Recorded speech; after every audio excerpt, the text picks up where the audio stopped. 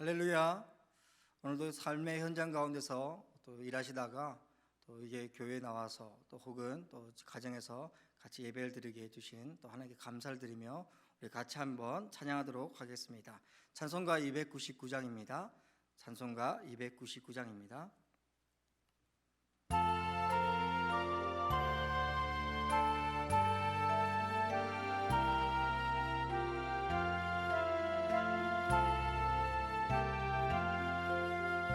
하나님 사랑은 온전한 참 사랑 내 맘에 부어주시사 충만케 하소서.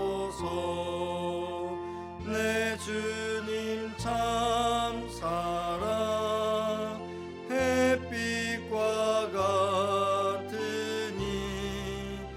그 사랑 내게 비추사 뜨겁게 하소서.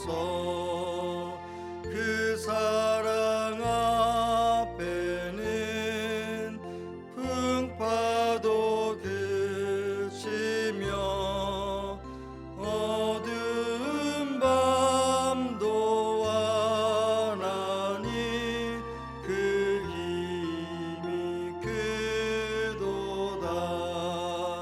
하나님 사랑은 온전한 참 사랑 내 맘과 영에 채우사 새 힘을 주소서. 아멘. 참 고마우신 아버지 하나님, 수요일 저녁 저희들을 불러주시고 또 말씀을 듣는 자리로 인도해 주심에 감사를 드립니다. 세상에서 빛과 소금의 역할을 감당하며 또 살다가 주의 말씀 가운데 우리를 불러주셔서 아버지의 말씀의 그 깊이를 깨닫고 또 그 은혜 가운데 우리가 살아갈 수 있는 영적인 힘을 얻게 해주심에도 감사를 드립니다. 더욱더 우리가 오늘 말씀을 들으면서 하나님의 그 크신 은혜를 깨달으며 또 삶 가운데서 잘 적용하고 삶으로 나타날 수 있는 저희들 될 수 있도록 주님 역사하여 주옵소서. 감사하며 예수 그리스도의 이름으로 기도드립나이다. 아멘. 네, 오늘 성경 본문은 요나서인데요. 요나서 우리 오늘 인물 시리즈 세 번째 이야기를 같이 나누고자 합니다. 요나서 우리 4장 1절부터 11절까지 말씀을 같이 읽고 같이 나누는 시간 갖도록 하겠습니다. 요나서 4장 1절부터 11절까지의 말씀입니다. 제가 가지고 있는 성경 구약 1288면에 기록되어 있습니다. 요나가 매우 싫어하고 성내며 여호와께서 기도하여 이르되 여호와여 내가 고국에 있을 때에 이러하겠다고 말씀하지 아니하셨나이까. 그러므로 내가 빨리 다시스로 도망하여 싸우니 주께서는 은혜로우시며 자비로우시며 노하기를 더디하시며 이내가 크시사 뜻을 돌이켜 재앙을 내리지 아니하시는 하나님이신 줄을 내가 알았음이니이다. 여호와여 원하건대 이제 내 생명을 거두어 가소서. 사는 것보다 죽는 것이 내게 나음이니이다 하니 여호와께서 이르시되 내가 성내는 것이 옳으냐 하시니라. 요나가 성읍에서 나가서 그 성읍 동쪽에 앉아 거기서 자기를 위하여 초막을 짓고 그 성읍에 무슨 일이 일어나는가 보려고 그 그늘 아래 앉았더라. 하나님 여호와께서 박넝쿨을 예비하사 요나를 가리게 하셨으니 이는 그의 머리를 위하여 그늘이 지게 하며 그의 괴로움을 면하여 하려 하심이었더라. 요나가 박넝쿨로 말미암아 크게 기뻐하였더니 하나님이 벌레를 예비하사 이튿날 새벽에 그 박넝쿨을 갉아먹게 하심에 시드니라.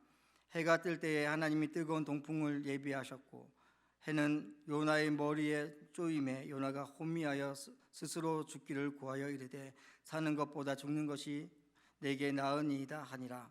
하나님이 요나에게 이르시되 내가 이 박넝쿨로 말미암아 성내는 것이 옳으냐 어찌 옳으냐 하시니 그가 대답하되 내가 성내어 죽기까지 할지라도 옳으니이다 하니라.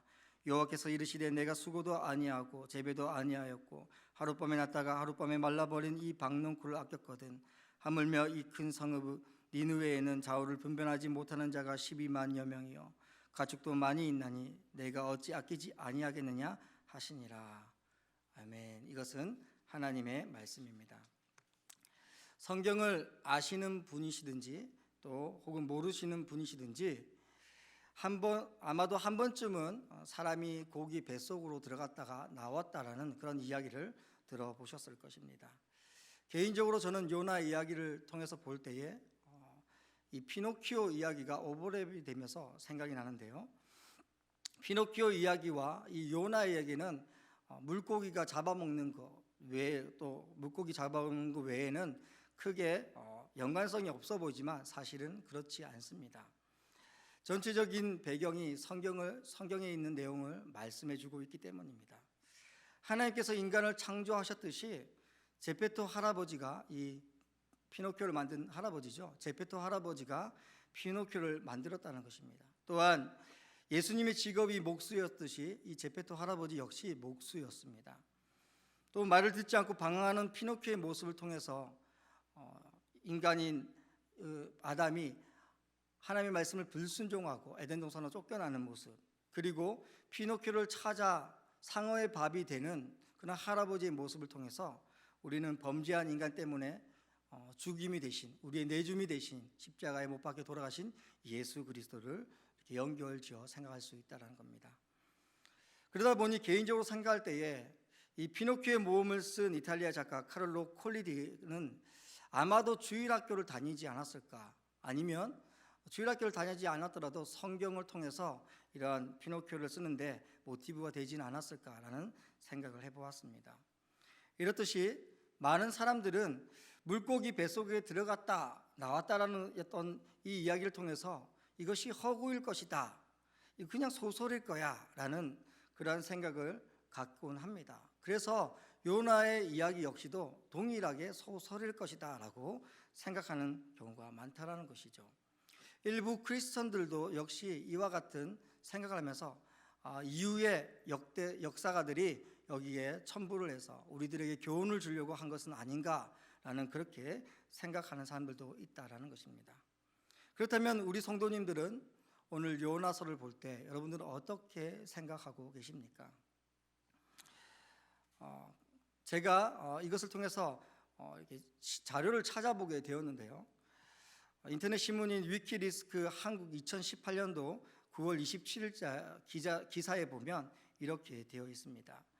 IS가 이라크를 점령하면서 수많은 문화재를 파괴하고 또 매매하다가 요나의 무덤을 우연찮게 발견했다라는 겁니다. 우리가 지금 이제 PPT를 보면 아시다시피 이런 IS들이 이런 자기 지하 벙커를 만들면서 파다가 이런 요나의 무덤을 발견하고 이것들을 매매하는 그런 생활로 유지했다라는 겁니다. 그 기사를 잠깐 보게 되면 발견될 글귀에는 아시리안 왕 에살핫돈이 BC 681년에서 또 669년 사이에 통치를 했다고 적혀져 있습니다. 그의 행적들에 대해서는 성경의 열왕기하 19장 37절과 이사야서 37장 38절과 또 에스라 4장 2절에 대해서 언급되어 있습니다.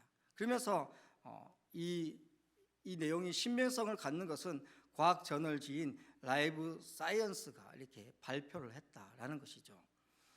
그리고 요나 선지자는 요나서를 제외하고는 유일하게 열왕기하 14장 25절에 나타나는데요. 북이스라엘 13대 왕인 여로보암 2세 때 등장하는 것을 볼 수 있습니다. 그래서 많은 학자들은 의심할 여지 없이 동일 인물로 이 요나를 보고 있다는 겁니다.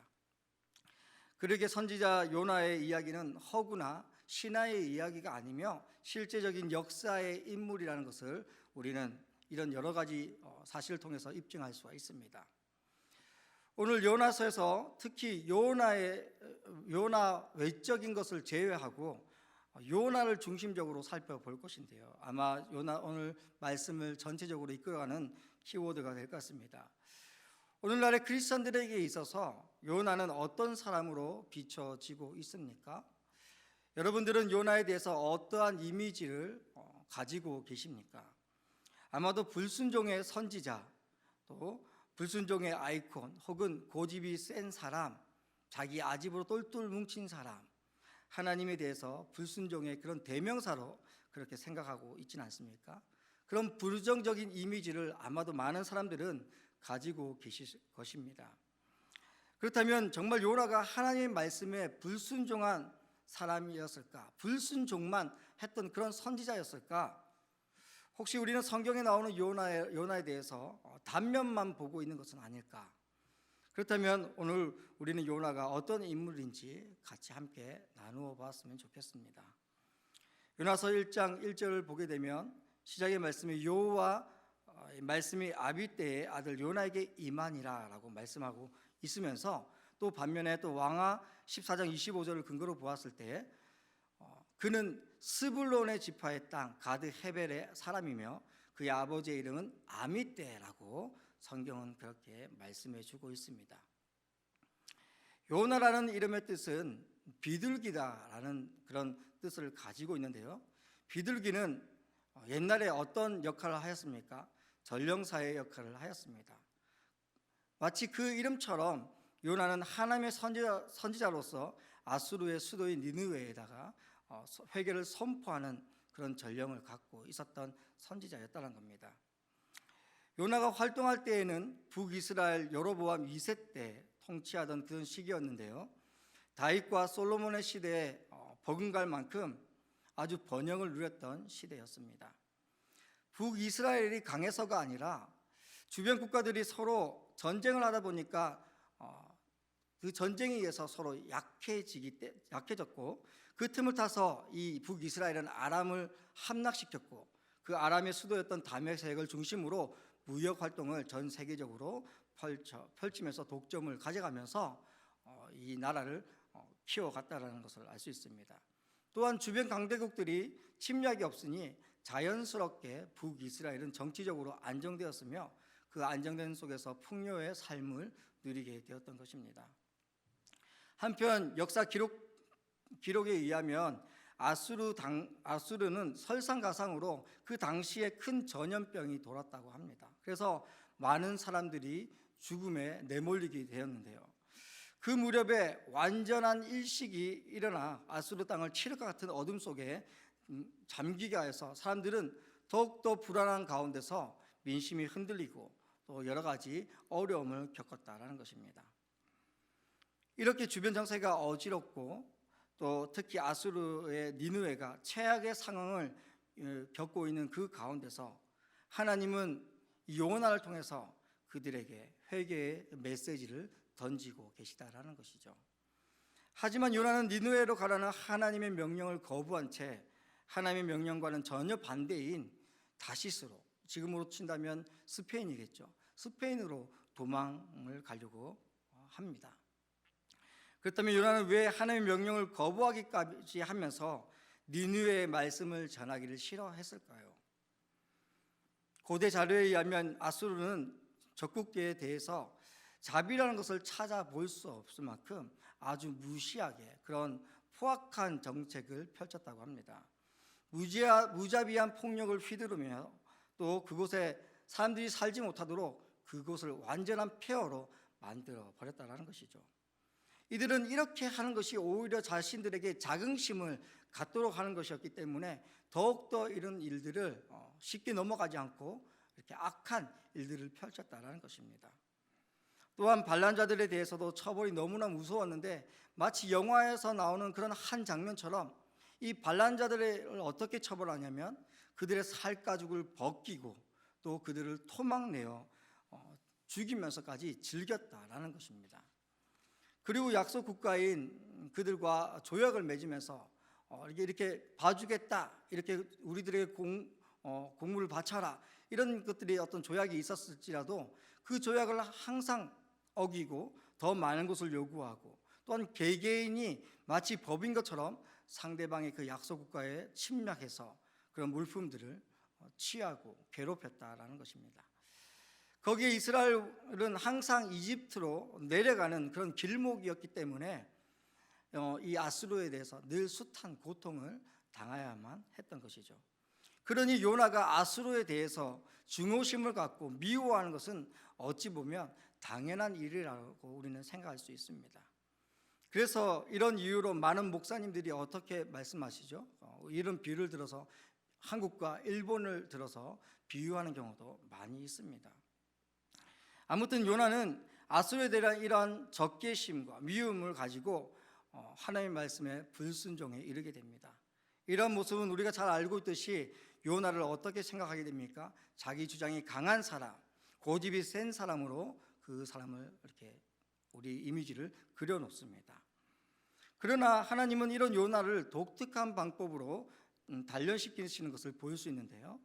다시스로 가는 그 배를 어떻게 하시죠? 하나님께서 풍랑을 일게 하셔서 위기 가운데 몰아넣습니다. 그렇자 그 가운데 있는 이방인들의 선원이었던 사람들은 각자 자기의 신을 부르며 기도에 힘씁니다. 그리고 배 밑바닥에서 자고 있는 요나를 깨워서 너도 너희 신에게 기도하라 라고 그를 권면하죠. 그렇게 기도하다가 선원들은 이 파도가 성난 이유가 무엇 때문인지를 알게 되고 또 제비를 뽑게 되는데, 그때 결국 누가 제비를 뽑히게 됩니까? 요나가 뽑히게 된다는 겁니다. 여기서 우리가 한번 생각해 보아야 할 부분이 있는데요. 요나는 자기 때문에 선원들이 피해를 당하는 것이 그 죄책감 때문에 자기를 바다에 빠뜨려 죽이라고 권면하고 있는 반면에, 선원들은 그렇게 하지 않고 오히려 요나를 데리고 자신들이 끝까지 노를 저어서 무트로 요나를 데리고 가려고 했다는 겁니다. 그러나 결국 여호와의 그 거센 풍랑 앞에서 이 사람들은 그것을 견디지 못하고 요나를 바다에 던지게 되지만, 어찌됐든 이방인들의 어떤 선원들은 요나를 바다에 던지고 싶지 않았다라는 것이 그들의 한 구석에 가져있던 그런 모습이었습니다. 하나님을 알지 못하는 이방인들로서 하나님을 믿는 사람을 버리지 않고 끝까지 함께하고자 했던 그런 모습과 너무나도 대조되는 하나님의 사람, 그것도 선지자였던 요나의 그런 행동은 너무나도 부족하고 어리사람으로 우리들에게 비춰진다라는 것이죠. 아무튼 그렇게 바다에 던져진 요나는 큰 물고기가 삼키게 되고, 그 물고기 안에서 3일 동안 기도했던 요나는 여호와께서 그 기도를 들으시고 물고기에게 말씀하셔서 물고기에게 그 요나를 뱉게 만들고, 또 요나는 그렇게 육지에 토해내게 됩니다. 다시 한번 요나에게 기회가 찾아왔습니다.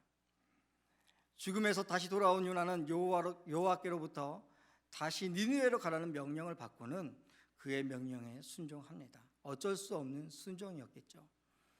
니느웨를 향한 요나는 그의 예언의 메시지는 단 한 절밖에 나와 있지 않습니다. 그것이 무엇입니까? 40일이 지나면 니느웨가 무너지리라 라는 것이었습니다. 그러나 단 한마디 말만 했을 뿐인데, 그가 전한 메시지를 통해서 아수르의 왕에서부터 저기 하층민 서민까지, 하인까지, 노예까지, 또 심지어는 저 동물까지 금식을 선포하게 되고, 또한 베옷을 입고 하나님을 믿는 회개의 믿음으로 잠깐이지만 나아갔다라는 것입니다. 당시 아수르 사람들의 그런 모습이 어땠습니까? 일식으로 인해서 두려움 가운데 떨려 있었습니다. 큰 전염병으로 인해서 어찌해야 될 바를 모르고 있었습니다. 그냥 주구장창 죽어가는 그런 사람들을 보고 있을 수밖에 없었던 것이죠. 그러다 보니 어떤 말이라도 자신들이 했던 말이라면 그것을 부여잡고 기도하는 아마 그런 믿음들이 아니었을까, 지푸라기 하나라도 잡고 싶었던 그런 심정의 마음으로 요나의 말을 듣진 않았을까, 이런 생각을 해보았습니다. 구약학으로 정평이 나 있는 윌리엄 S. 라솔과 데이비드 앨런 하버드, 또 브래들리 윌리엄 부시는 그의 책 구약 개관에서 이러한 역사적인 모습을 통해서 많은 학자들이 요나의 메시지에 대해서 신빙성을 갖고 있다라고 그렇게 그는 주장하고 있습니다. 이후 요나는 하나님께서 다시 투정을 하며 또 신경질적인 반응을 보이게 되는데요. 아수르가 회복되는 것을 보느니 차라리 죽는 것이 낫겠다라고 그는 하나님께 원망 섞인 또 목소리로 하나님께 나아갑니다. 성경은 이 부분을 요나가 이렇게 성내는 것이 옳으냐라고 여호와의 말씀을 통해서 이렇게 선포되고 있습니다.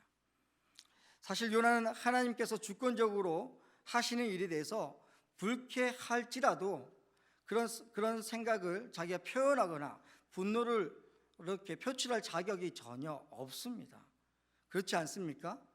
그는 피조물로서 더군다나 하나님이 택하신 선지자로서 하나님의 명령하시는 바에 순종할 의무밖에 없는 그러한 존재였다라는 겁니다. 여호와 하나님께서 하시는 일에 대해서 그는 겸손히 받아들이고 또한 그 일에 대해서 맡은 바 일을 잘 수행하는 것이 그의 역할이었습니다. 그러나 어찌된 일인지 하나님은 그렇게 하는 요나의 모습을 보고 하나님은 심판을 하거나 또 징벌을 내리시지 아니하시고 관용과 사랑으로 다시 자비의 마음으로 베풀어 주시는 것을 우리는 성경을 통해서 알 수 있다는 것이죠. 그런데 요나는 이 성읍이 어떻게 되는지 또 보려고 초막을 지으며 그 성 밖에 거기서 거합니다. 하나님은 이런 요나를 보시고 다시 한번 아버지의 마음으로 박넝쿨로 다스려 주십니다. 하나님은 미리 예비하신 박넝쿨로 요나를 덮으시면서 뜨거운 태양 아래 놓여진 이 요나를 그늘로 또 안전하게 시원하게 그렇게 보호해 주십니다. 요나가 이렇게 해주신 하나님을 기뻐하고 찬양하며 주님께 나아갑니다. 그러나 다시 하나님은 다음날 벌레와 동쪽 사막에서 불어오는 뜨거운 바람으로 다시 요나를 고통 가운데 몰아넣게 되죠. 다시 요나는 정신이 혼미해지면서 죽기를 간구합니다. 그리고 하나님이 내던지시는 중요한 말 한마디가 있죠. 한 메시지가 있습니다. 9절부터 11절까지의 말씀입니다. 하나님이 요나에게 이르시되 내가 이 박넝쿨로 말미암아 성내는 것이 어찌 옳으냐 하시니 그가 대답하되 내가 성내어 죽기까지 할지라도 옳으니이다 하니라. 여호와께서 이르시되 내가 수고도 아니하였고 재배도 아니하였고 하룻밤에 났다가 하룻밤에 말라버린 이 박넝쿨을 아꼈거든. 하물며 이 큰 성읍 니느웨에는 좌우를 변변하지 못하는 자가 12만여 명이요 가축도 많이 있나니 내가 어찌 아끼지 아니하겠느냐 하시니라고 말씀하십니다. 여러분, 우리는 요나서를 읽으면서 아마도 대부분의 성도라면 이런 말씀을 통해서 요나가 변화되기를 바라고 있을 것입니다. 하나님의 말씀을 좀 순종 좀 하지라는 그런 기대와 갈망을 가지고 있을 것입니다. 또한 하나님의 마음을 알아가기를 우리들은 그렇게 원하고 있을 것입니다. 그러나 우리가 오늘 보는 결말과 같이 성경은 뭔가 시덥지 않게 끝나고 있다라는 것이죠.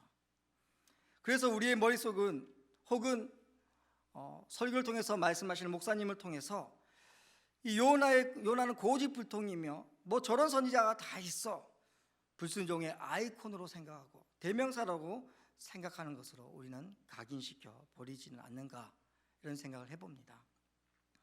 그런데 여러분, 그렇게 생각하기에 앞서서 이렇게 한번 생각해 보셨습니까? 요나가 과연 하나님께 그것도 선지자의 신분으로 따질 수 있었던 이유가 무엇이었을까? 왜 하나님은 요나를 가만두셨을까? 요나는 정말 불순종만 하였을까? 이런 생각을 해본 결론 끝에 요나를 불순종의 아이콘으로 그런 대명사로 낙인 찍으셨는지 우린 다시 한번 생각해 볼 필요성이 있습니다. 저는 요나서를 읽으면서 조금 더 다르게 생각해 보았습니다. 요나가 선지자로서 과연 하나님께 따질 수 있었던 이유는 무엇이었을까요? 그 대답을 예레미야 선지자를 통해서 찾아볼 수가 있었습니다. 하나님이 예레미야를 어느 때에 부르십니까? 그를 아주 어린 나이에 부르십니다.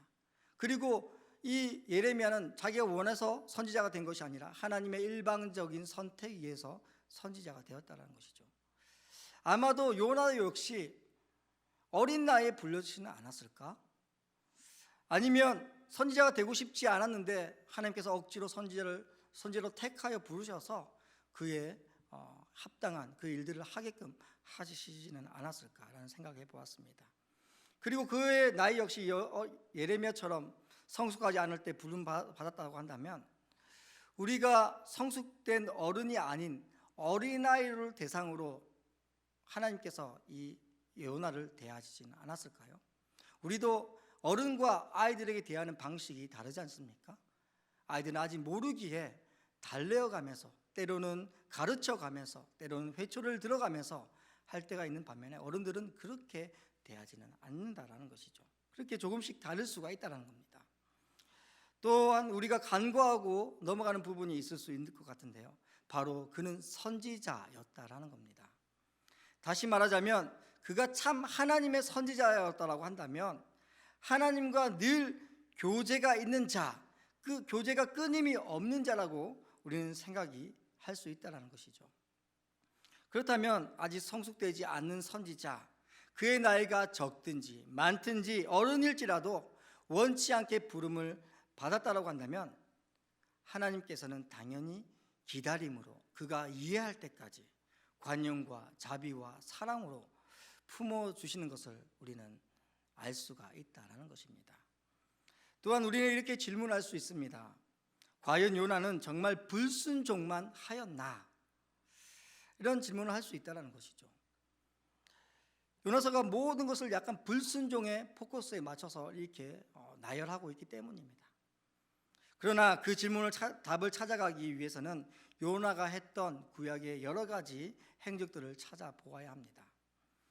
우리는 요나서를 제외한 구약에서 단 한 번밖에 나오지 않는, 그것도 한 절밖에 되지 않는 왕하 14장 25절을 통해서 우리는 알 수가 있다는 것이죠.